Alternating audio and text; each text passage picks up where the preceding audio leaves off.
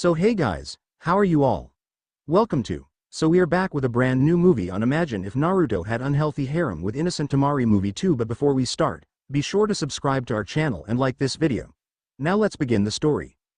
When Temari woke up, she didn't get that normal feeling of forgetting where she was whenever she was away from home. No, this time she remembered exactly where she was. And she knew why. The smell. I have to get out of here, she thought. I can't let this go on between us. If he really wanted me, he'd come find me if I left. She sat up and pushed back the covers. Yes, I'll leave before he knows I'm awake. She slid out of the bed and straightened the covers before changing out of her sleeping clothes. She stuffed everything back into her rucksack that wasn't already in it and went to the bedroom door and opened it quietly. She looked both ways down the hall and saw no one, so she crept to the bathroom. It was early, so she didn't think being noisy was a good idea. After freshening up, she went back to the hall and snuck quietly downstairs. She could see Shikamaru splayed shirtless on the couch with his blanket all screwed up and the pillow on the floor. She smirked at the sight and got an urge to poke him in the side to see his reaction, but then she chastised herself for it and continued to the front door. She slipped into her shoes and then strapped her fan to her back before heading outside. Breathing in the cold but fresh morning air, she headed down the street and rounded a corner, leaving the Nara's household behind. Shikamaru woke with a crick in his neck to the smell of cooking bacon. He shifted and sat up on the couch, rubbing his face with his hands. After a few minutes of sitting there, he remembered why he was sleeping on the couch. He groaned and stood up, heading for the kitchen. His mom was over a frying pan making bacon and eggs. She looked up when he entered. "Good morning, Shikamaru," she said. "Did you sleep well?" "No," he yawned. "Is Temari up yet?" "She's left."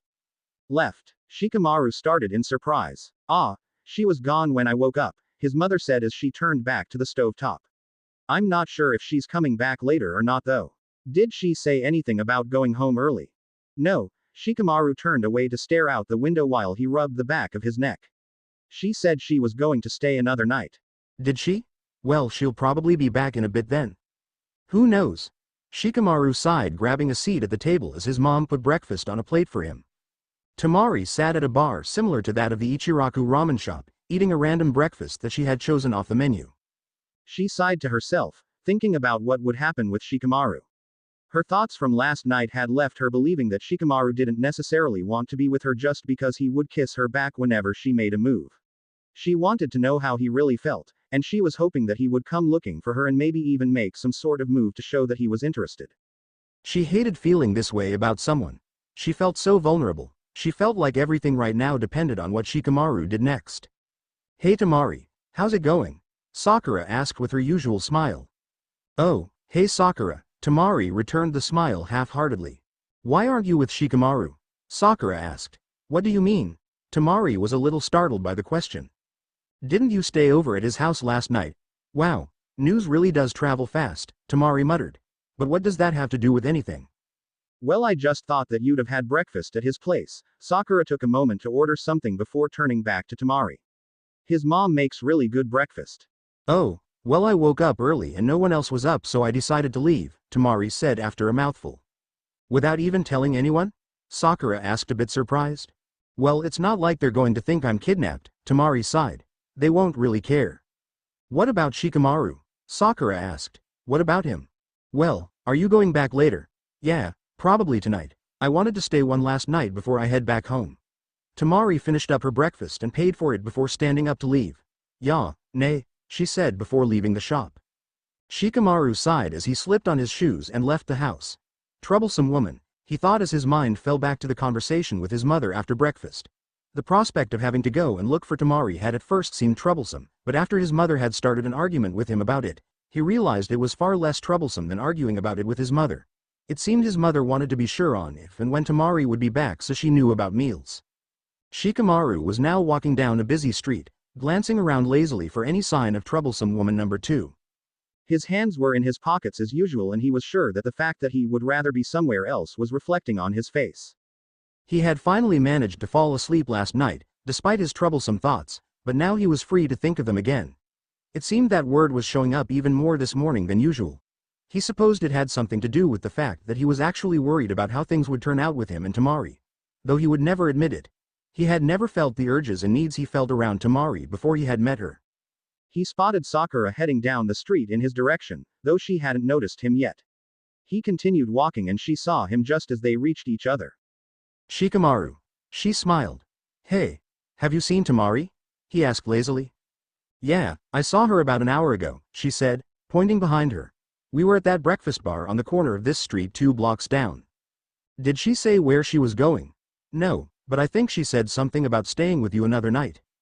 Did she say anything else? Shikamaru asked a bit too hopefully. What do you mean? Sakura blinked. Never mind, Shikamaru sighed. I'll see you later.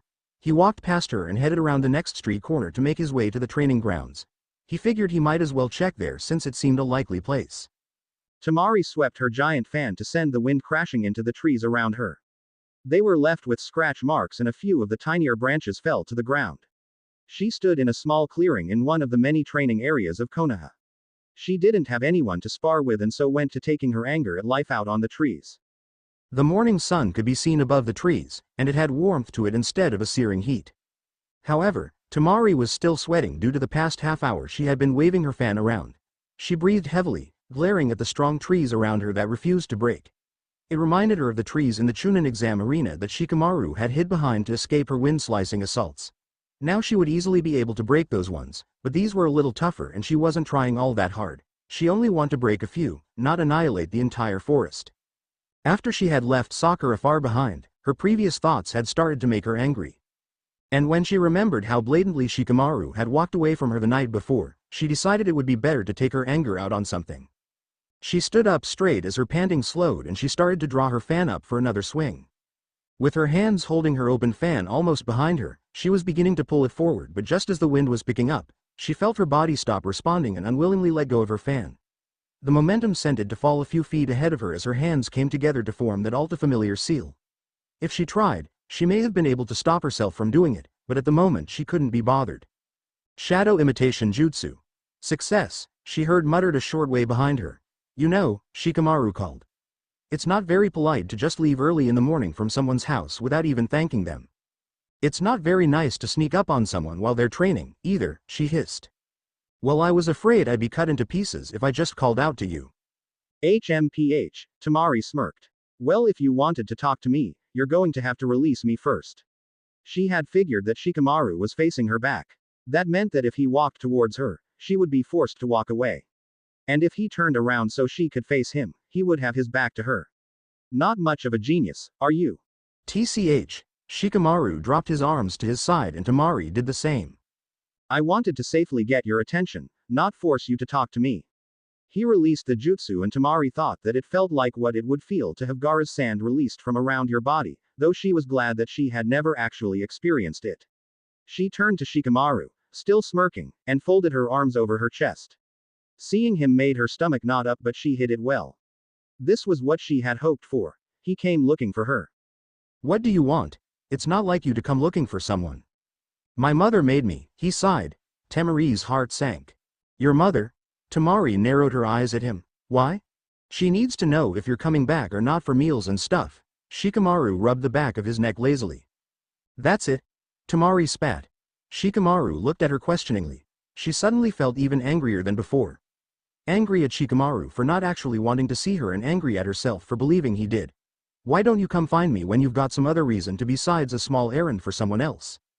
She suddenly turned on her heel and took a few steps to practically yank her fan off of the ground and strap it to her back. She didn't even look over her shoulder or do anything else of acknowledgement as she jumped up into the trees and quickly left Shikamaru behind. Shikamaru stared after her. What was that all about? He groaned, feeling like he had missed some vital piece of information. Clearly she was angry about something, but he had also noticed another emotion in those eyes that she tried so hard to keep blank. He had seen hurt. Did she really care that much about whether or not he had come looking for her just to see her? He groaned again and turned around to head back into town. No sense in following after her right now, he muttered. After wandering aimlessly through many streets, he found that he had reached the stairs up to the roof of the building that he often liked to lay on top of to watch the clouds. He shrugged and headed up them, taking a seat on the wooden platform before laying back and closing his eyes. He found his thoughts revisiting everything he had thought last night, but now every move Temari had made no longer seemed like it was her way of feeling powerful. The way she had just walked away all because he was just relaying something from his mother stirred something inside of him. And the hurt he had glimpsed in her eyes made that something turn over. He didn't know why, but now he knew. He knew that Temari didn't just want him, she wanted him to want her. And possibly, if he dared to think that far, he was almost sure that she wanted him to love her.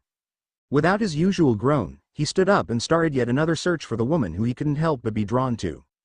Temari had balled her fists and set to pace angrily back and forth, fuming about Shikamaru. Maybe I shouldn't stay another night, she thought angrily. I should just leave Konoha right now. The sun was high above her, signaling that it was noon, but Temari made no effort to go and find some lunch. After she had left Shikamaru, she had kept going until she reached a strange stone monument. There was an engraving that said, Heroes Memorial Stone, and as she skimmed over the names that were etched into the surface, she couldn't find any that she had heard of before. She soon gave up with a sigh and went back to thinking about Shikamaru. She huffed and plopped down onto the edge of the memorial's base. She drew up her knees and stuck her elbows on them to rest her head in her hands. Her fan lay on the ground and she stared at it as if she was expecting it to perform some sort of trick. A warm breeze ruffled the ends of her 4 small ponytails and she sighed into the wind. She lifted her head and turned it in the direction of the wind, watching small leaves and the fluffy, white heads of the dead dandelions being carried away by it. She took a deep breath and closed her eyes, turning her head back to the ground before opening them. She spotted one of the dead dandelions at her feet, unhampered by the wind. She pinched the stem in her fingers, bending and pulling on it so it snapped, and then drew it up to look at it, twirling it thoughtfully between her fingers. She took a deep breath and blew it out forcefully at the little pieces of fluff. When her breath ran out, she was left staring at a stem and naked center. Another breeze went by just in time to carry away the white fluff in her wish. She let go of the remaining stem and watched it drop to the ground, before involuntarily standing up and walking a few paces before lifting her arm up as if to push away unseen branches above her head. She looked ahead of her and saw Shikamaru standing at the edge of the trees, with his same arm raised over him, holding a leaf-covered branch above his head, smirking at her. She had known it was him before she had seen him, and even before she had moved against her will. She had seen his pointed shadow coming towards hers as she had dropped the stem, but for some reason she had made no move to stop it. At the back of her mind, she knew it was because she was curious about what he planned to do. Shikamaru trudged through the overgrown forest and wove in and out of low branches when necessary.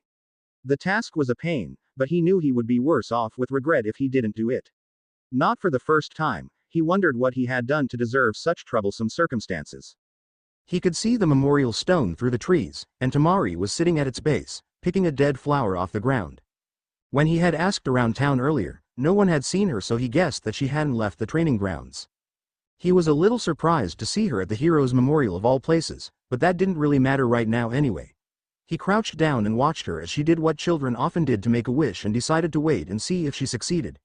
As she watched the breeze carry the white petals away, he formed the hand seals and sent his shadow soaring out to her as she looked back to the ground and dropped the stem. He was sure she could see his attack, if you called it that, but she made no move and gave no hint that she had. When he stood up and she stood with him, he knew she was aware of him because she made no attempt to struggle or break the bonds. He reached the edge of the forest and lifted a branch away from his head as he watched her make the same movement.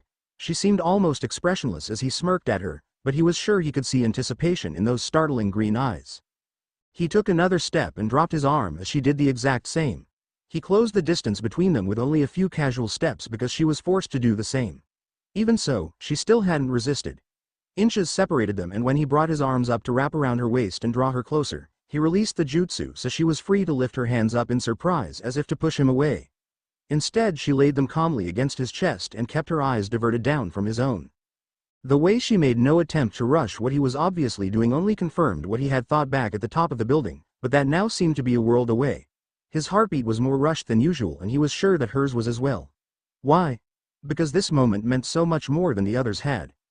He finally lowered his lips onto hers and waited for her to respond, which didn't take long. This kiss wasn't as frisky as their first, or as deep as their second, but the softness of it caused him to wrap his arms more tightly around her, and he felt her melt against him. Shikamaru didn't let it last long for fear of ruining it, even though it had felt like an eternity. His lips were still near hers and both of them kept their eyes angled down as they breathed calmly. Temari's heart raced against itself as the kiss was broken. Every sliver of a thought that she had had since she had first glimpsed Shikamaru's shadow felt like an enigma. She didn't know why this shirker before her, who thought everything but clouds were troublesome, had come all this way just to kiss her like that. All doubt of his feelings for her from the night before, about how he might just accept her kisses because he was too lazy to pull away, had vanished the moment he had touched her lips. The only thought she still believed was true was that it was definitely not a crush. Voicing such a thing may have made it unbelievable, but neither had said a word since he had come out from the forest. Their actions and movements had said it all, and for once they hadn't been misinterpreted. They pulled further away from each other at the same time, only not far enough for Shikamaru to release her waist. She finally looked up at him and almost feared what her eyes would give away. He was smirking at her. Only this time his eyes were softer than their usual triumphant glare. "So are you coming back or not?" he finally asked. HMPH, she pulled away from him entirely and crossed her arms, smirking back at him. "And why do you care?" "Because," he began with a sigh. She could almost hear "troublesome" in his thoughts as he glanced up at the sky. "I want you to." Temari closed her eyes and sighed quietly. The naked dandelion stem back by her fan hadn't betrayed her. She opened her eyes again and smiled. He seemed startled, and she realized actually smiling wasn't something she did often, so she replaced it with another smirk. "I might." He raised an eyebrow at her and she turned away from him to return to the memorial stone. She bent down to pick up her fan, discreetly reclaiming the discarded stem. Before standing back up, she swung her fan around to reattach it to her back, cleverly hiding the stem in her obi as she did so.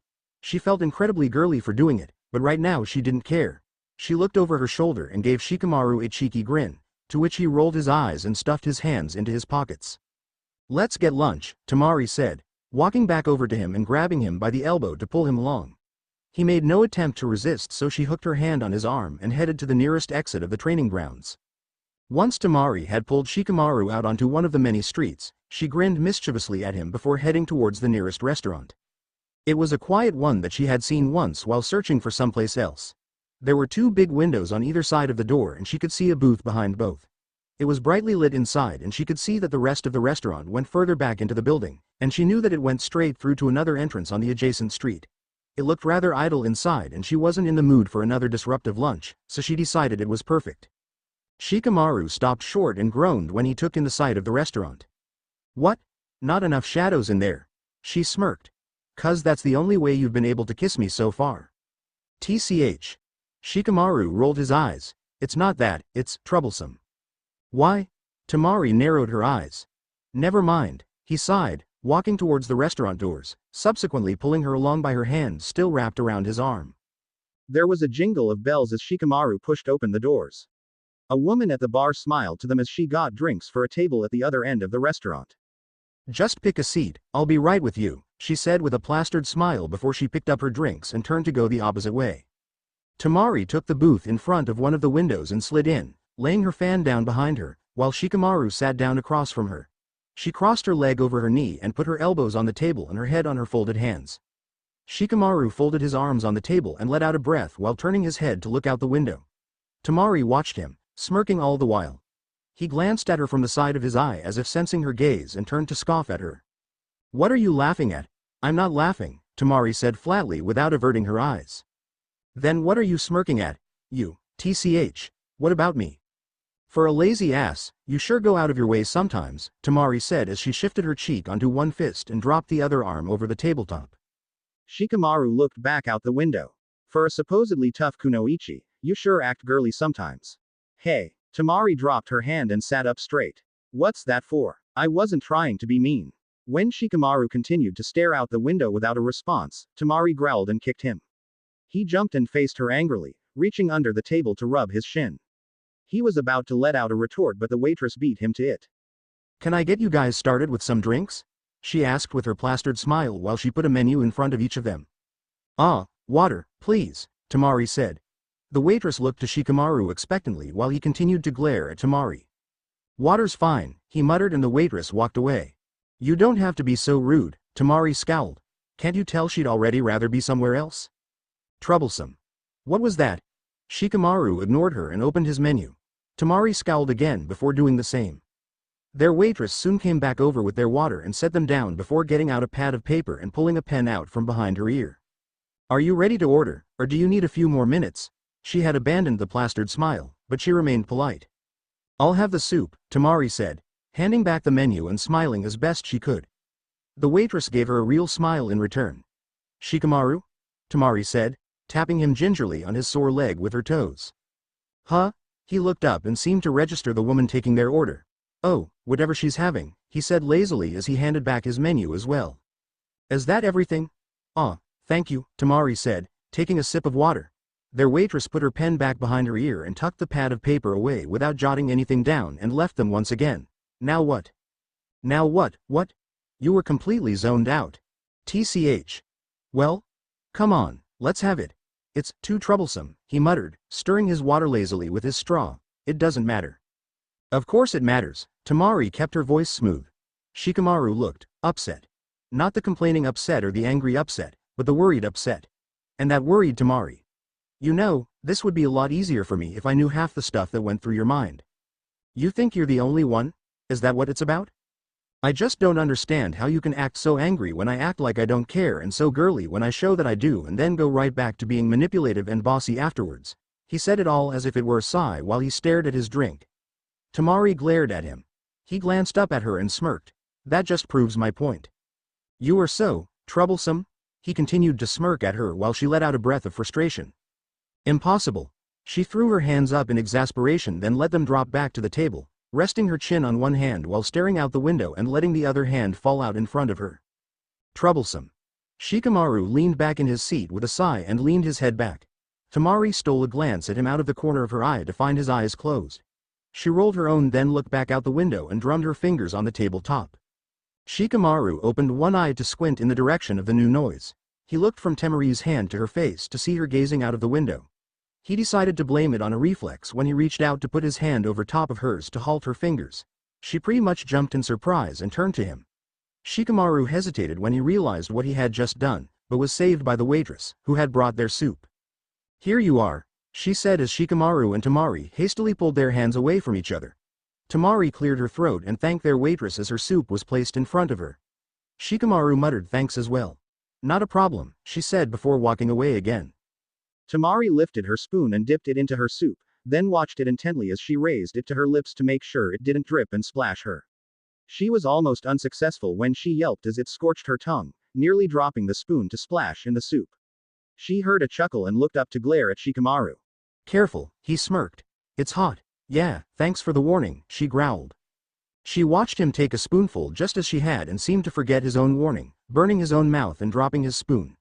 The soup sloshed out of the bowl onto the plate underneath and a few splashes leapt out of the bowl, landing harmlessly on the table. Are you eating or dying? Temari teased, not bothering to hide her smile of amusement. He glanced up at her in frustration before picking up his spoon and stirring the broth in an attempt to cool it. Temari lifted a spoonful and blew on it before putting it in her mouth. While they ate in silence, Temari took to swinging her leg subconsciously under the table. She became aware of it the first time she grazed Shikamaru's leg. He ignored it so she continued swinging her leg, not caring if she ruffled his plant leg with every other swing. When Shikamaru had finished and Temari was almost done, their waitress stopped by and asked if they were ready for their bill. Shikamaru nodded and got up to follow her so she wouldn't have to come back to their table. Temari finished up and slid out after him, picking up her fan and strapping it to her back. She leaned against the side of the booth while she waited for Shikamaru to return. She could see him from where she stood and he glanced over at her. She smirked at him for his lack of complaint about paying for the bill. He smirked back then turned to pay their waitress before heading idly back over to her. So, she said slyly. What is it exactly that's so bad about this place? You complained about having to come in earlier. Temari folded her arms triumphantly for remembering to bring it up. Why? Who needs shadows? He muttered. She nodded her eyebrows in confusion. I said, he whispered, moving closer. Who needs shadows? He pulled her away from the booth and began to kiss her much like he had before. She wrapped her arms around his neck with a smirk on her face as she remembered her comment on shadows and kissing. It seemed there was an unspoken plan to let this one last longer, and they hardly noticed the jingle of the opening door. What made them break the kiss was the voice. Oh my gosh, Sakura squealed. I knew it, I knew it, I knew it. Temari jumped back from Shikamaru in surprise and turned crimson. Shikamaru tried to hide a small blush on his cheeks by turning away and rubbing the back of his neck while Temari let words fall hastily out of her mouth. Oh, Sakura, hi. We were just, Anyo. Well, Temari waved her hands in front of her face in embarrassment much like Sakura usually did. Kissing. Sakura cut her off. Wow, everyone knew it was bound to happen. I'm surprised it took so long myself. But it's been totally obvious ever since you started preparations for the latest Chunin exam. So who kissed who? Her words came out in a speeded blur and she suddenly gasped in surprise. Maybe this isn't your first kiss. Have you been secretly seeing each other? Temari gaped at Sakura in horror as she continued her long string of thought, not bothering to interrupt or answer anything. She then furrowed her brow. What did she mean by, everyone knew it was bound to happen? Shikamaru looked extremely uncomfortable and irritable at such an inconvenient interruption. Sakura paused for a breath and Temari took the opportunity. Sakura, what are you doing here anyway? Me? Oh, Tsunade just wanted me to pick up her takeout order. Sakura's eyes lit up in realization. Oh, that's right. I better hurry and get back, she said as she rushed over to the bar to get the order. Temari turned to Shikamaru and smiled sheepishly. He sighed and took her hand to lead her out of the restaurant while Sakura was distracted. That, he said as they headed down the street and out of sight of the restaurant, was why I didn't want to go in. He turned to smirk at her confused look. I knew that Tsunade liked to get takeout from there and that she often sent Sakura or Ino. Huh? Temari smirked mischievously. I knew you didn't want people to know about us. Shikamaru raised an eyebrow at her before glancing down at their laced fingers while they walked down the street, and then back up at her with a smirk. What makes you think that? Temari took a turn to glance down at their hands as well as if only just realizing that they were held for the world to see. She smiled and looked ahead to see where she was going. Well, Sakura knows now, so everyone's going to find out soon anyway. TCH, troublesome. Laughter filled the hillside as Temari rolled on her side to turn away from Shikamaru. He was scowling viciously at her as he failed to see the humor in the situation. Temari gripped her sides and tried to sit up as she regained herself. Shikamaru couldn't help but let a small smile catch at the corner of his lips. It wasn't often that Temari laughed like that. When she turned back to him, he quickly reclaimed his scowl. It's not funny, he retorted, it was perfectly reasonable. Temari covered her mouth to suppress another laugh while she looked at him. It's hysterical, she finally said. You talk like they're mindless demons with a lust for blood. She let out a deep breath to prevent herself from falling into another laughing fit. They may be protective but they're not insane. One of them used to be. Shikamaru protested. He's Kazekage now, besides, Naruto changed him, you know that. Is it honestly so unbelievable that I would be worried about your brothers? Temari smiled. Not usually, no, she said before turning her grin into a smirk. But you're supposed to have an IQ of over 200. Temari started to laugh again, but it had resided to a small giggle. Fine, Shikamaru huffed. But don't act surprised when they pick a fight with me. Shikamaru, Temari said it in a rather you're so cute voice. Don't be so ridiculous. They wouldn't do that to a guy the first was with unless they had good reason to believe that he was going to take advantage of me. And it's not like I can't take care of myself in such situations. She raised an eyebrow at him mischievously. Besides, it'd be too troublesome for you to try something like that. TCH. Shikamaru rolled his eyes and lay back down in the grass to resume watching the clouds. After lunch, Shikamaru and Temari had wandered off aimlessly. He hadn't wanted to head home right away because he feared that his mother would want him to do something troublesome. And so they had found themselves at the park on his favorite hill for cloud watching. Shikamaru had regrettably voiced his worry about how Temari's brothers would react to them being, well, together. As you know, Temari had laughed. And laughed. Now Shikamaru was frustrated and fuming. He should have known it would only be troublesome to talk about it. He closed his eyes against the sun and kept a scowl on his face in case Temari decided to look over. He heard her sigh beside him and shuffle to lie down. She shifted some more and he finally felt her settle her head onto his abdomen. Bending his neck up slightly by his hands folded behind his head, he opened an eye to squint at her. Her eyes were trained on the sky above and she turned briefly to smirk at him. He returned the look before relaxing his neck and looking back up at the sky himself. By the time the sun was starting its descent on the horizon, Temari could feel Shikamaru's chest rising and falling beneath her. His deep and steady breathing made her want to fall asleep herself. This only reminded her of the long day she had ahead of her tomorrow and she knew taking a nap outside on a hill wasn't very practical. She needed a warm bed and she could almost hear Shikamaru's bed calling her name. Rather unwillingly, she sat up with a groan and turned to Shikamaru. He hadn't stirred. Shikamaru, she crooned. I think we should head back. No answer. Shikamaru. Still no answer. His chest continued to rise and fall. Oi, Shikamaru. She poked him in the side and was rewarded with a grunt. Not now, he murmured. Get up, you lazy ass. He opened his eyes a fraction and pushed himself up onto his elbows. The sun was now touching the horizon and he turned away from the glare to face Temari. She smirked at him and pushed herself off of her knees, grabbing onto his hands and attempting to pull him up with her. He groaned as he tried to lie back down. 5 more minutes. Shikamaru, if you don't get up I'm leaving you here, she said, still grasping his hand. You sound like my mother, he said, pulling on Temari's hand as he sat up and then stood. He stumbled to gain balance and then righted himself inches from Temari. You mother, huh? She drawled. I'm not so sure I like that. Well, you're just as troublesome as her, he sighed, not to mention bossy. Temari's heart dropped.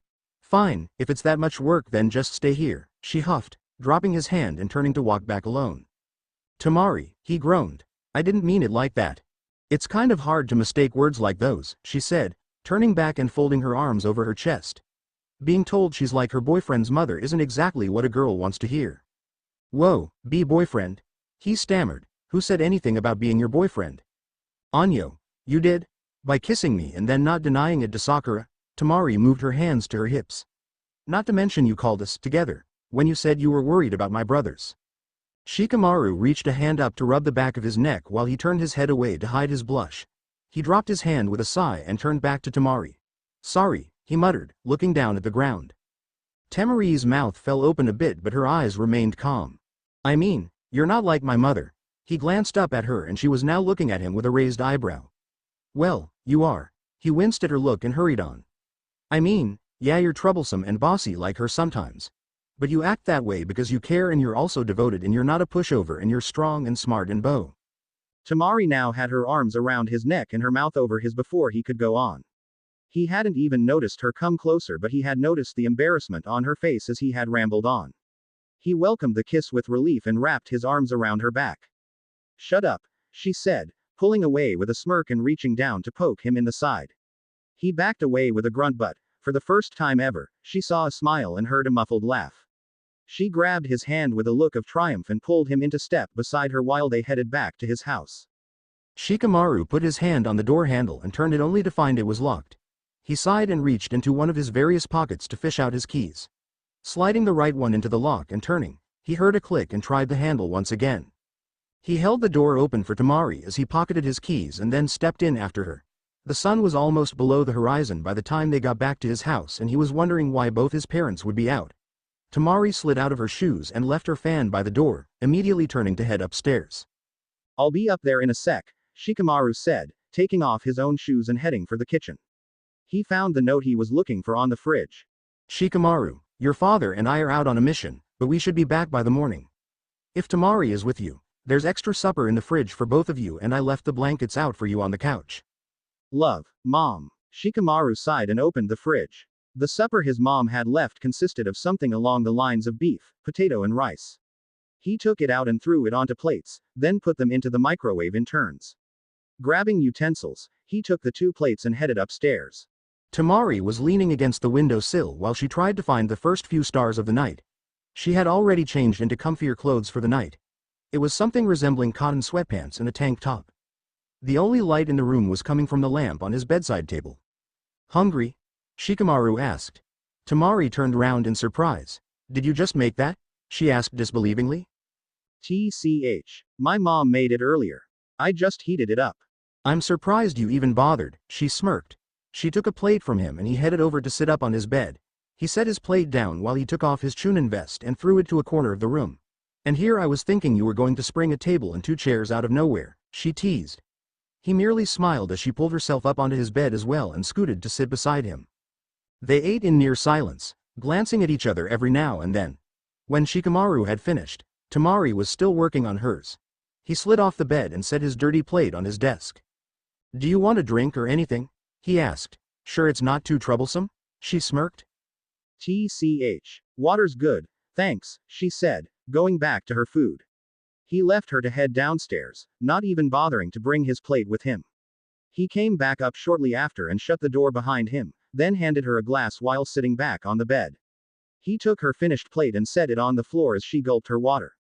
She finally let out a breath when the glass was half empty and handed it back to him with a cheeky smile. You sure you don't want any more? He asked teasingly. She shoved him playfully when he took a sip for himself before putting it on his bedside table. He turned back to her and they leaned in at the same time for a kiss. Their silence while they ate had been shouting for this. Temari leaned into Shikamaru until they were lying beside each other. A fight for dominance had already begun in their mouths, and so far Temari was winning. They felt each other smile into their kiss and Temari unzipped his jacket so that he could shake it off behind him, then he placed his hand onto her cheek. Temari pulled his shirt up and forced them to break their kiss momentarily while she pulled it over his head and chucked it out of the way. Shikamaru reached behind him blindly and knocked over the almost empty glass of water onto the floor. They bother ignored the sound of it splashing onto his carpet and he finally found the bedside light and flicked it off. Shikamaru opened his eyes groggily to the blinding light of the sun coming through his bedroom window. He shut them tight against it, unable to take anything in. He could feel a warm and heavy weight on his bare chest and wondered how the family cat had gotten into his room and up onto his bed last night. He felt like shooing it off but decided scratch marks on his chest didn't appeal to him. He still felt extremely tired and thought his body shouldn't have woken up already. He already knew the quick thudding coming from the other side of his bedroom door was his mother knocking to wake him up. Shikamaru, hurry up and get dressed and come down for breakfast.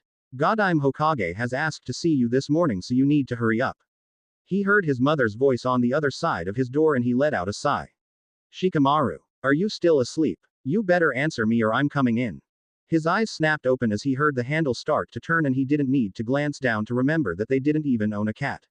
He remembered every detail of last night in a sudden flood, and he knew that he had never, and would never, experience something as troublesome as his mother walking in on him in the morning with Temari, naked.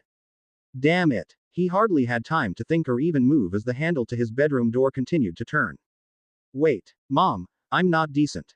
He cried out helplessly, pushing himself up with his elbows as the door began to open and Temari stirred.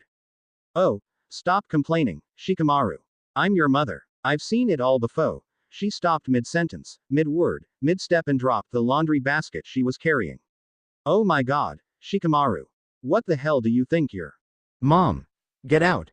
He yelled at her, and she left so quickly in her shock that she forgot the laundry basket on the floor. Did your mom just walk in on us? Temari said sleepily, sounding slightly amused as she rubbed her eye with her hand. You think that's funny? He scoffed at her. Well, you'd think she'd have figured it out since you weren't down on the couch. Temari sat backwards and pulled the sheets with her to cover the top of her body. Shikamaru got out of bed to look for clean clothes, which he found in the laundry basket. You don't get it. My mother, she's very temperamental. She's probably thinking up about 200 ways to kill me right now. Temari let out a small laugh. Really? I couldn't tell. He continued to dig through the laundry basket without looking at her. Don't worry, she said playfully, pulling herself to sit on the edge of the bed and crossing one leg over the other. I'll make it up to you.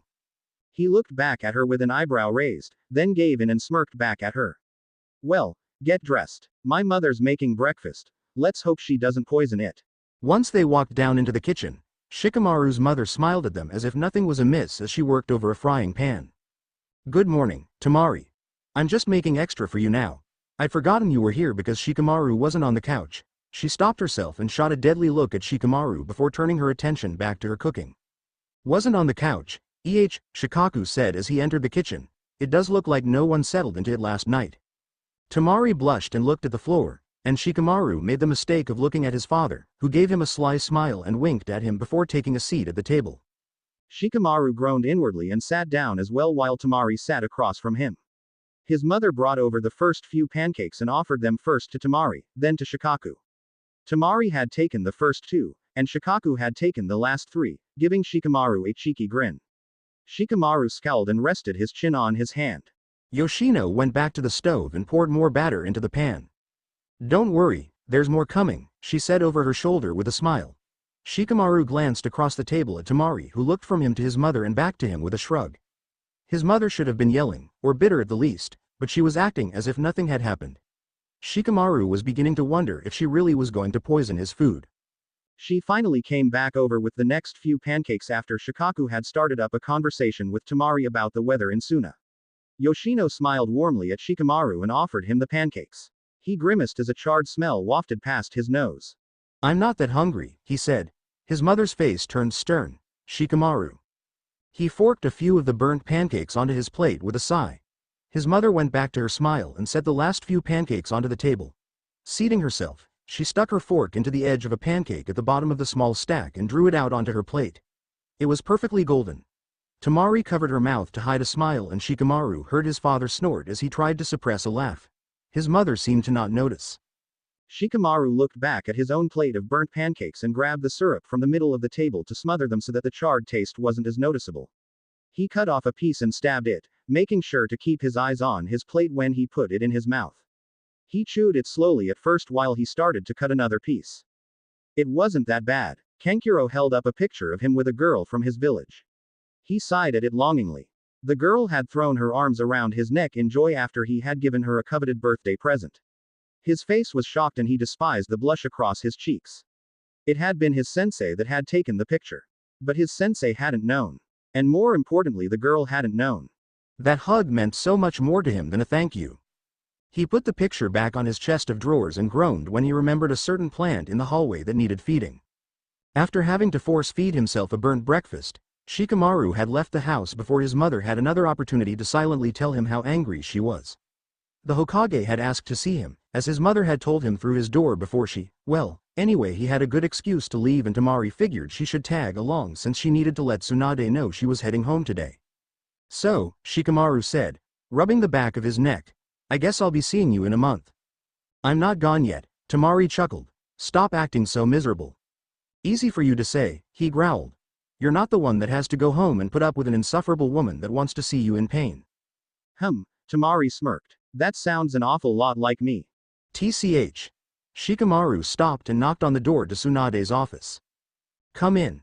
They heard sharply from the other side. Shikamaru opened the door and let Temari walk in first, then followed after her and let the door fall shut behind him. Ah, you both came, good. Shikamaru and Temari exchanged looks and then looked back to Tsunade.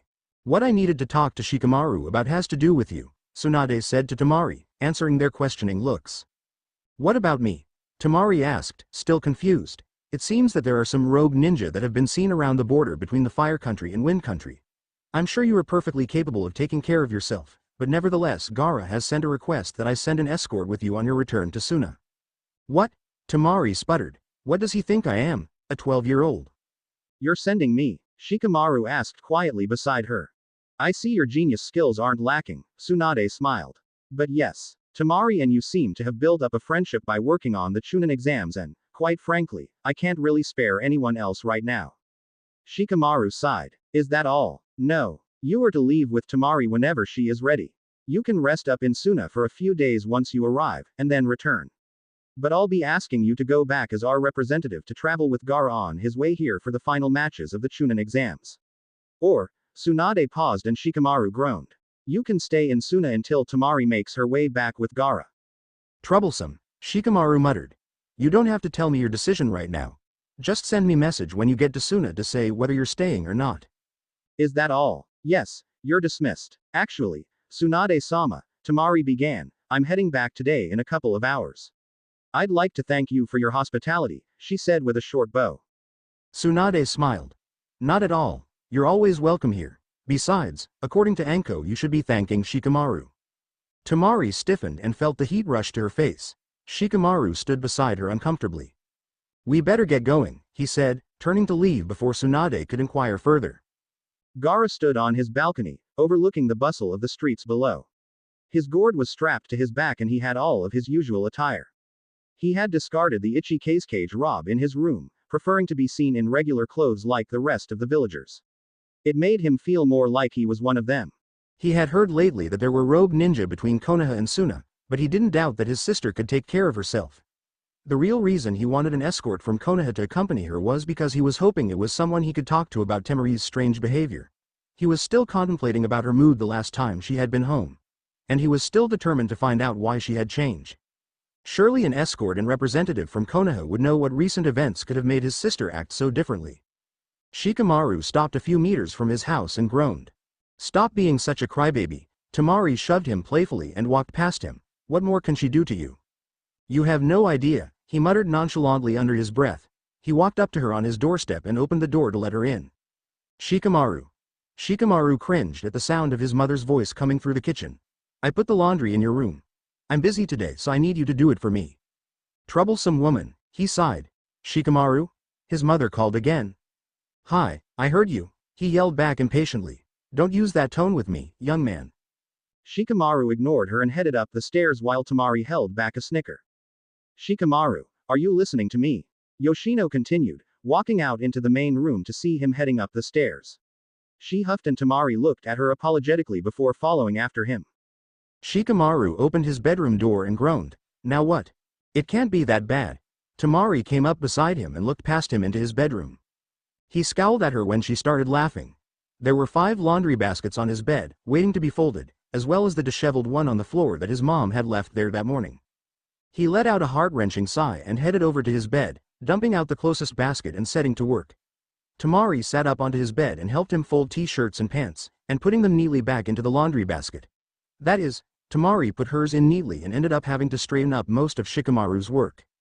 They moved on to a second, darker wash load of clothes, which contained clothes much the same as the first, only with a few socks and boxers, which Shikamaru quickly grabbed and stuffed into one of his drawers.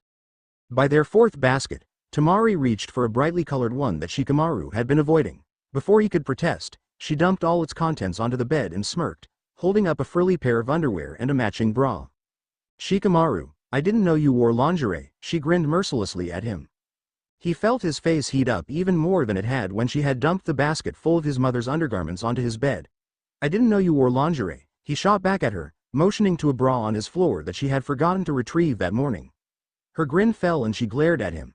He ignored her, smirking triumphantly as he started to pair up more socks. Temari took to pairing and folding all of his mother's lingerie and he did his best to seem unbothered by it. Temari didn't seem to care, which he supposed was because she was a woman herself. Though she did jump at a few chances to tease him about a certain few pieces. He ended up dumping out the last basket, letting Temari finish the colored one, so that he didn't have to be scarred by touching his mother's troublesome underwear. He was sure that she had taken every embarrassing one that she owned out of her drawer to wash just to embarrass him like this with Temari. His mother rarely asked him to fold the laundry, and whenever she did it was usually his own clothes. Once all the laundry baskets on his bed had been refilled with folded clothes, Shikamaru kicked the one on his floor into his closet. He then stacked 2 of the baskets on his bed and left his room with them. Temari picked one up as well and followed after him. Shikamaru left his load outside a door at the end of the hall and motioned for Temari to do the same. He straightened with a sigh and went back to his room for the remaining 2. You're going to Suna for how long? Yoshino asked darkly. A month at the most, Shikamaru sighed. It's troublesome, but it's a mission from the Hokage. Yoshino had been working in the kitchen as usual, and she was now sitting at the table with her arms folded in front of her. Shikamaru knew he would have to tell her he was leaving, but he also knew that she would think he had requested it in order to get away from her and spend some time with Temari.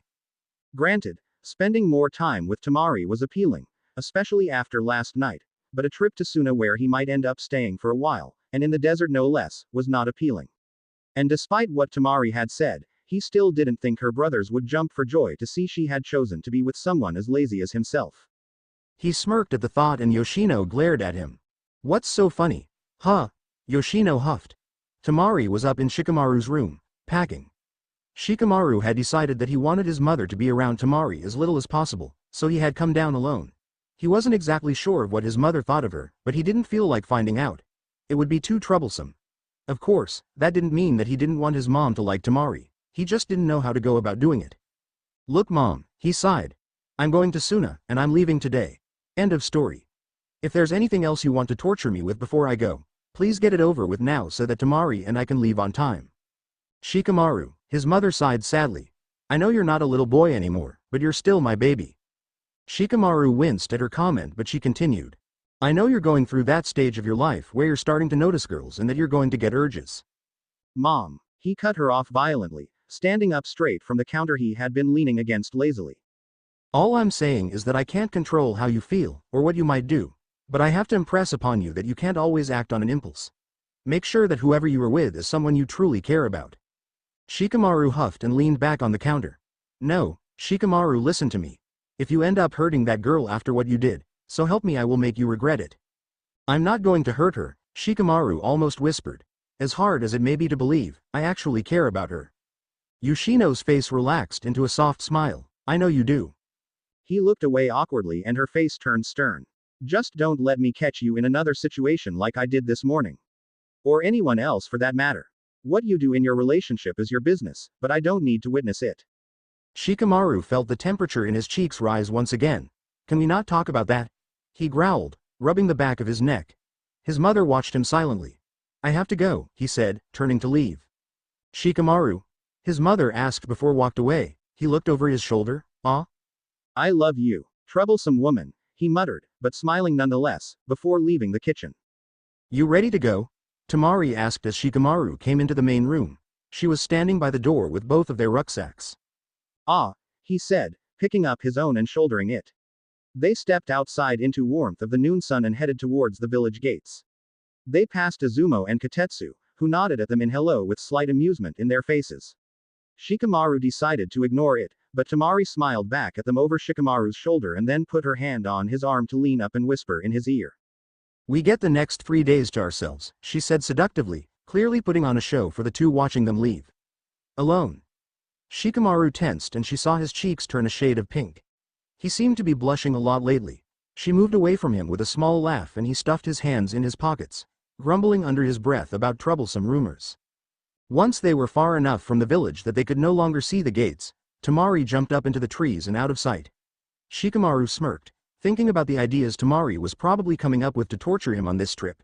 He didn't mind too much anymore when she teased him. It meant she had something better planned for him later on. Gaara sat at his desk with his elbows leaning on it and his fingers laced and held by his mouth. He was slightly annoyed that he had been disrupted at such a late hour, but he hid it well. There was a Junin in front of him that had been selected to return to Suna with a report on the Chunin exams involving who had passed and the exact date that the final rounds would be taking place. Such information on the Chunin exams wasn't crucial enough to ask for the case to come back to the office at such a late hour. He had claimed that he had something important to tell the case the minute he had returned to Suna that evening. Despite reason, Gaara had still thought that it had to do with the Chunin exams, but the look on the man's face seemed to say that it was much more personal. Well, you see, he began. His name was Yue. He was slightly older than the Gaara and was known to be rather fidgety. Yue gulped and looked at the floor. Apparently Gaara's presence was still frightening and it was probably emphasized by the fact that Gaara was not happy about being there. 3 nights ago, when I was getting ready to leave, he stole a glance at Gaara. I overheard a rumor. Gaara continued to watch him. What does a rumor in Konoha have to do with me? At first I thought it wasn't true and even found it laughable. His winced as if those were regrettable words. I mean, Anyo. Well, I knew it was true afterwards when I heard it directly from one of the Konoha Chunin. Told what? Gaara continued to remain silent. She said, if Shikamaru is going to try to force himself on the sister of the case then he deserves what's coming to him. Yue cringed when Gaara's gaze darkened. The room seemed to grow colder at his change of mood, and the gritty sound of sand could be heard inside his gourd, which was leaning against the wall in the corner. Gaara wouldn't hurt Yue for this news, but the sand still reacted to his anger. He remembered that name well. Oh yes, he knew it, Nara Shikamaru. Who told you this? He asked calmly. I never got her name, Yue said quickly. She had long blonde hair though. Gaara remembered the girl but knew nothing of her. She didn't actually tell me, Yue said. She just walked by and said it out loud. She was clearly angry and I see her around the Chunin that escorts Temari all the time.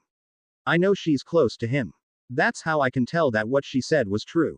Gaara watched him speculatively and the man tried to stay relaxed under his gaze. The Nara had never seemed like the motivated type, and Gaara had never thought of him as a threat before. Still, people did unexpected things and Temari had a way of bringing those unexpected things to fruition. And if it was a matter of forcing himself on Gaara's sister, let's just say that he had better hope Gaara doesn't see him anytime soon. He wouldn't ask his sister directly if it was true, but he would definitely be gauging some sort of conclusion from her mood when she arrived home. Gaara noticed the Junin before him looked rather uncomfortable and so he tried his best to soften his gaze. Thank you, he said with a nod, signaling that he could leave. Yue gave a short bow and left without another word. He could tell Gaara the Chunin exam details later. Shikamaru lay on his back staring up at the stars that could be seen through the canopy. Temari was taking first watch a few feet away from him. They hadn't done much tonight past a long and hurried kiss, but Temari had pulled away and offered to take first watch. He supposed it was a good thing that they hadn't done anything more, considering their location. But Shikamaru would be lying if he said he hadn't been expecting and wanting more. Troublesome. Shikamaru? Temari gently shook Shikamaru's shoulder and got no response. Shikamaru, it's your watch. Still no response. She stood up and shoved him heftily with her foot. Shikamaru. He groaned. Troublesome woman. Pulling himself up into a sitting position, he blinked a couple of times and looked around. After letting out an exaggerated yawn and a stretch, he pushed off his sleeping bag and stood up slowly with a groan. He looked at Temari lazily. Is it morning already? He asked with another yawn. No, idiot. Temari put her hands on your hips. It's your watch. Shikamaru sat back down with a groan. Oh, come on. We don't actually need to keep watch. There's no one around these parts. Shikamaru. Get up, you lazy ass, she huffed. What would Gaara say if I said my escort wouldn't even keep watch for me? Shikamaru stood up so quickly he almost tripped on his bedroll. Right, he said, my watch. He started to walk slowly away in fatigue, but Temari grabbed him by the arm and pulled him back to face her. She kissed him warmly on the lips and he instantly seemed more awake. Thank you, she said with a teasing smile before walking away herself to roll out her bedroll. Shikamaru smiled tiredly, rubbing the back of his neck as he watched her. He finally turned and took a position up on a branch so that if he started to fall asleep, he'd fall off and wake up. Not very practical, but he was too tired to bother thinking of anything else. Gaara sat in his desk, going over some papers about trading routes with the water country, when he heard a small rapping on his office door. He paused and looked up at the door with a sigh. Enter, he called. It was the night after he had heard about the Nara boy making a move on his sister, though it wasn't as late or dark. The trading routes was all he could handle at the moment, and he didn't want to deal with anybody for the fear of coming off as the cold-blooded murderer he used to be. Which was how he was felt right now. He knew he had to keep busy in order to distract himself from such thoughts. Thinking up ways to torture or kill a shinobi from another village, a rich shinobi, at that, was not a very productive thing to be doing. The ninja that often brought Gaara the messages that had been sent to Suna by bird stepped into the room. Gaara-sama, he said with a short bow. I have a message from Tsunade-sama. It's a reply to your message about an escort for Temari-sama. Thank you, Gaara said, extending a hand to accept it. He waited until the ninja left his office before unraveling it. Gaara, regarding your request to send a skilled ninja to escort Temari back to Sunagakure, I have sent with her one of my most intelligent and skilled, also one who I believe Temari can trust due to their time spent together. You may remember Nara Shikamaru as the one who led the mission to assist you in rescuing your student almost 3 years ago. They should be arriving soon after you receive this message. I hope all is well in Suna. Tsunade. A cold breeze swept across the room from an open window and sand could be heard grating on the inside of a large gourd propped against the wall. At this rate, Temari said, rolling out her bedroll for the second night. We'll be in Suna by noon tomorrow. HN. Shikamaru grunted from atop yet another branch as he stared out across the vast desert in front of him. They had reached the end of the forest, and tomorrow would involve a long sprint against scorching hot sands. He had offered to take first watch tonight so that he could give Temari a bit of extra sleep. In truth, he also didn't like being woken up halfway through the night during a very pleasant dream. Temari woke Shikamaru up a few hours after sunrise. He had given her a longer sleep last night than he was supposed to, so she decided letting him sleep in for a bit wouldn't hurt too much. They had also made good time of their first 2 days on the road, so they would still be able to arrive in Suna before nightfall. Shikamaru woke up with his usual groans and mutterings of troublesome, but after he had packed away his things, he was more awake.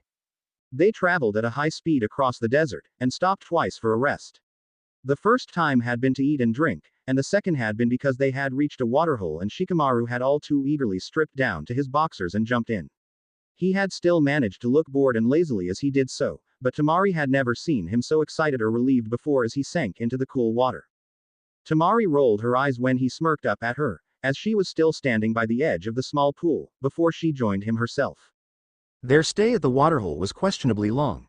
They kept throwing each other knowing smirks after they had gotten out and while they searched for particular discarded and wet clothing, and before putting on their dry clothes that hadn't entered the water. As they neared Suna, Shikamaru showed little signs of relief, and even seemed to grow more and more irritated as they got closer.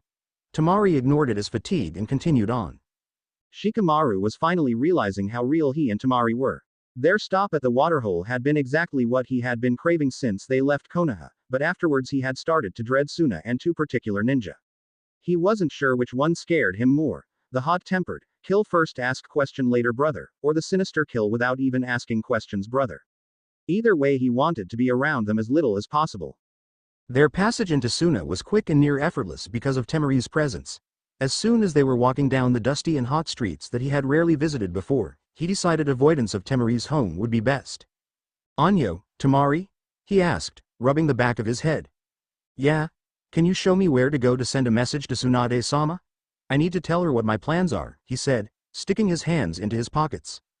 Oh, right, Temari said, tugging on his arm to pull him along. It's this way. She led him down a series of streets and he could see that they were generally headed in the direction of the Cage's building. He groaned when he realized that he would obviously have to go into it in order to send any sort of message. Temari looked at him quizzically but then smirked at him and continued on with her arm hooked through his. So what are your plans? Temari asked casually as Shikamaru tied the note to the leg of a bird. Temari leaned against a counter with her elbow resting on top and her hip jutted out while she watched him. He had become more and more distracted and bothered ever since arriving. At Fist Temari though it was the heat and he was being his usual complaining self. But when he avoided her gaze and watched the bird fly off instead, Temari narrowed her eyes. I'm going to go back home and then come back to escort you and Gaara to Konoha, he said slowly. I won't be able to stay here long. Temari felt her heart sink and she hated how he could always do that to her. Oh, come on. It's not so bad here, she tried her best at a smile as he leaned his arms on the window frame. The bird was long gone and he had nothing left to watch, so he stole a glance at Temari. Well, how many nights are you going to stay before you leave? She finally sighed. I'm not. I'm leaving tonight. What? Temari stood up straight and stared at him. But that's ridiculous. You need to at least rest and. Temari, he breathed. Me staying here with you isn't such a good idea. He finally pushed himself off the windowsill and turned to her. He cringed at her glare even though he had been expecting it. Well, fine. She almost yelled. If I'm that troublesome that you can't even spend one night here, then hurry up and leave. She turned with a huff and started to walk away. Temari, I don't mean it like that, he groaned. Why do women always have to make things so troublesome? It's just what? She said, turning back with her hands on her hips. Don't tell me it's the heat or some bullshit like that because the nights here are cold. No, it's not that. He trailed off again. What, am I not good enough for the lazy ass Shikamaru? She raised her voice as she spoke. Was the sex bad? Huh? Is that it? Shikamaru looked appalled but she continued. My god Shikamaru. What is your problem? You act like life is such a drag yet you bring all these things upon yourself. I never asked you to kiss me, he yelled back, instantly regretting it as shock swept across her face. So that's it? This whole thing has been an obligation to that first kiss? That didn't even mean anything.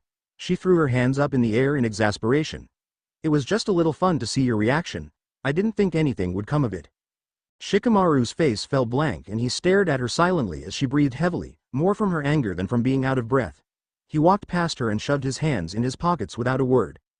A bystander would have recognized that gesture as boredom or laziness, but Temari recognized the forward slump in his shoulder instead of the backward slump and the look on his face was anything but boredom.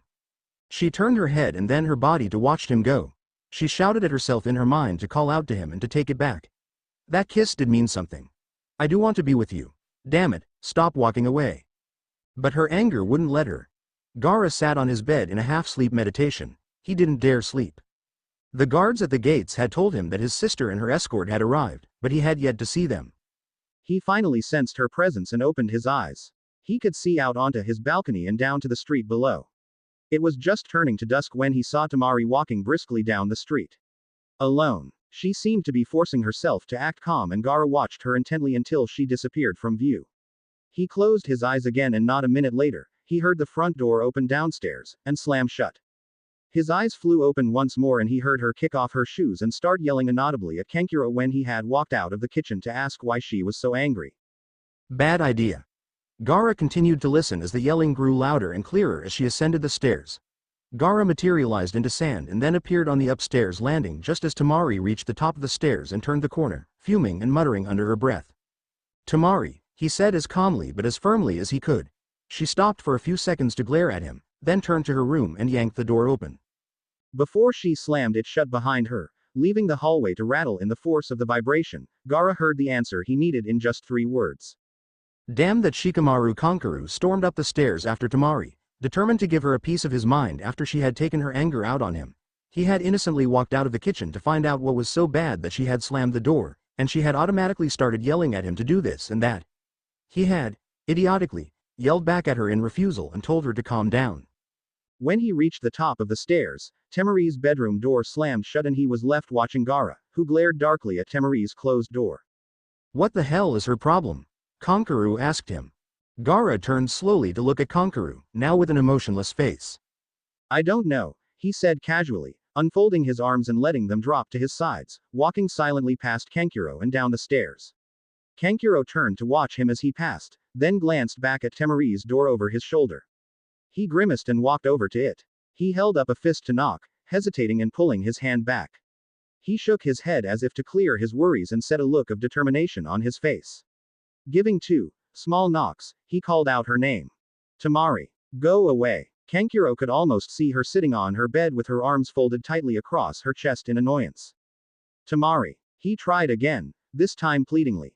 I said beat it, she yelled back, followed by the thud of something connecting with her door on the other side. Kankuro instinctively took a step back as if the thrown object would come through the door. Fine. Just stay in there. He almost screamed. He turned sharply and trudged to his own room, shutting the door harshly behind him. Gaara sighed at the noise coming from upstairs. His siblings showed their emotions so carelessly. And Kankuro had begun to care more and more about Temari, ever since she had started traveling between Suna and Konoha so frequently. Gaara found it slightly irritating because it meant that Kankuro constantly asked Gaara questions about her. He almost missed the time when the three of them didn't try to involve themselves in each other's lives. At least back then he wasn't bombarded with questions and didn't have to listen to Temari yelling at Kankuro, because back then Kankuro had been smart enough to stay out of it. Thinking back to Temari's comment on Shikamaru, he realized that if he did anything about it then he would be meddling just like Kankuro. After thinking it over and weighing the odds, he decided that he would keep a wary eye on the Nara and his shadow, and if he so much as touched Temari, Gaara would make sure he never touched anything again. Temari lay in her bed, still fuming about Shikamaru. She didn't know anyone else that had ever been more infuriating. What's so bad about her that he couldn't even stay a few nights?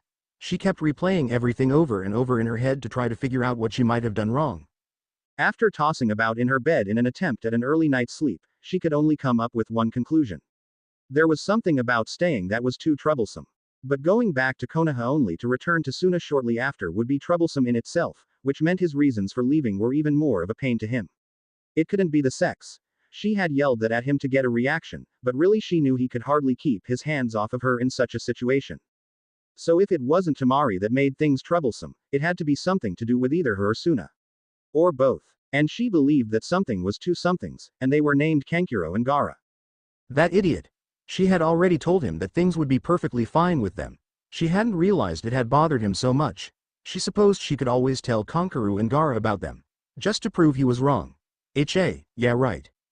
But she had wanted him to stay. Oh God, had she wanted him to stay. Well, I've had this secret, and I feel it's time that you should know. When I'm in your arms it turns me on. She couldn't help but feel regret for not reassuring him and making some sort of noise about how she would even find a way to tell her two brothers, or rather, brother and roommate, as Kankuro preferred her to call him, as soon as she got the chance. However, now she got the feeling that convincing them would be a little harder after her show this evening. Why did Shikamaru have to be so difficult? And why did she have to jump to conclusions? But I've got a conscience too, and it says my heart's never in tune. With anything I do. It was as if life was determined to be troublesome for Shikamaru, as well as anyone else who became close to him. Shikamaru wandered around the hottest town he knew, still unable to believe just how hot it could get. He reached up an arm to wipe the sweat lazily off of his forehead. TCH. Troublesome. After Temari's outburst the night before, he had decided it would be less awkward, not to mention troublesome, if he stayed in Suna and sorted it out sooner, rather than waiting until he came back. He had waited, hidden in the shadows, until Temari had stormed out of the Cage's building, before going back to where he had sent his first message. He wrote an apology for the confusion and that it turned out he wasn't leaving Suna just yet, saying that he would contact her again if things change. He knew once he left the Cage's building that he would have to find a hotel. He had no idea where Temari lived and didn't even consider looking for her. And he also couldn't ask the Cage because, well, his fear of the Cage was partly the reason that the whole fight with Temari had started. Yes, Shikamaru was scared of her brothers. I've had this secret. And now it's time that you should know. I was wrong to string you along. He stuffed his hands in his pockets, trying to ignore the sweat gathering at the back of his neck because of the insanely hot collar of his Chunin vest. The thick and uncomfortable material wasn't doing much good for the rest of his body either. The heat and sweat made thoughts of Temari cross his mind, which made him even warmer, and that was not a good thing. He squinted against the sunlight, as if in hopes that it would douse the heat, and turned down a less busy street. Circulating the streets in the pulsing heat, I scoured your town, completely aroused. And making love to your memory. He saw what looked like a dark and cool cafe to his left, and decided grabbing a seat in an air-conditioned restaurant where he could relax and take off his Chunin vest was very appealing. Temari sat in her kitchen, eating a salad that she had whipped out of nothing, ignoring every complaint and urge in her body as she tried to resist going after Shikamaru. Whether she wanted to kiss or kill him, she wasn't quite sure. That was something she'd have to decide once he had made his way back to Suna. Shikamaru dug into the salad he had ordered, relishing the cold air and throwing a relieved glance at the Chunin vest on the booth beside him. His only plan at the moment was to wander around town, possibly ask a few casual questions, and ultimately hope to run into Temari. As much as he regretted his original choice to go right home, he still had no idea how he would be able to prevent a way too troublesome encounter if and when he did find her. Sad minion of mine, don't be so unkind. Gaara sat behind his desk in his office, going over the report that Yue had given him about the Chunin exams. 3 weeks. 3 weeks, and Shikamaru would be returning to escort him and a few of his elite Junin to Konoha for the exams. 2 of those Junin would be his brother and sister. So it would be 3 weeks until Gaara would be able to decide if Shikamaru was a threat or not. And if he tried anything suspicious on their way to Konoha, Gaara might have to explain an accident about why their escort wasn't with them once they arrived. He'll be damned if he has to deal with him before then. Kankuru walked out of his house in a huff. After another attempt to leech some information out of Temari about her current mood, he had gained nothing but a bruised arm. Instead of fishing a decent lunch out of the fridge, he had left her to finish her lunch alone. He didn't understand how the last time she had been home, she was so happy, and now she was so angry. Gaara didn't seem to know anything, and he even seemed unbothered by it, but Kankuru knew better. If he had been able to think clearly past his anger over Temari, who didn't even realize he was asking because he cared, he might have remembered what she had told him almost 2 weeks ago. She had said that Shikamaru and she were getting along better, and she had been exceedingly happy when mentioning it. And then Kankuru might have been able to piece together that Shikamaru was the very reason she was no longer in that state of felicity. But for now he didn't know. Thanks for watching. Also remember to subscribe and like this video. See you in the next video.